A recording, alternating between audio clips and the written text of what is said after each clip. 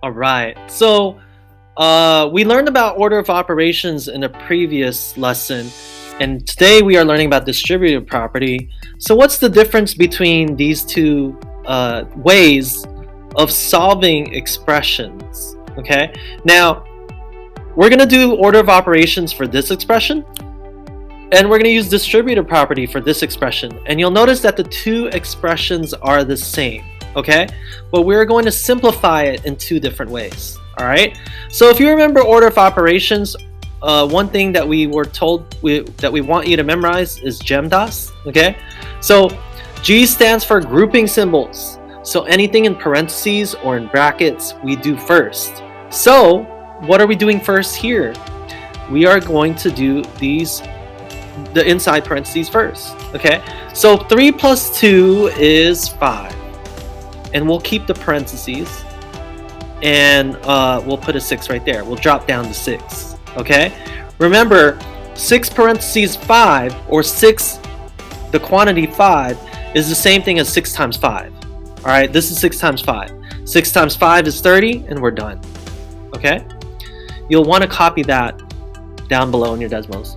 All right, now let's use the distributive property. Remember, distribute means to give. Okay, this is the way to remember the distributive property. That's one way to remember it. We are going to give the 6 to the 3 and give the 6 to the 2. Okay, and remember, when we distribute two numbers, we are going to multiply those two numbers. So this is going to be 6 times 3, and this is going to be 6 times 2. And because we have a plus sign, we are going to add those two together. All right, we are going to next do the multiplication step. Multiplication goes before addition. So we are going to multiply these two and multiply these two. 6 times 3 is 18. 6 times 2 is 12. And we are adding those two terms. 18 plus 12, you can do that on the side if you want. And you will get 30. All right. So that is the difference between order of operations, where you do parentheses first, and distributive property, where you give the 6 to the 3 and give the 6 to the 2. And you have to do some multiplication, and if it says addition, you're adding.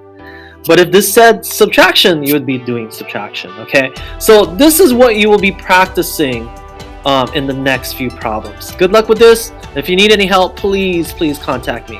Please email me. Take care.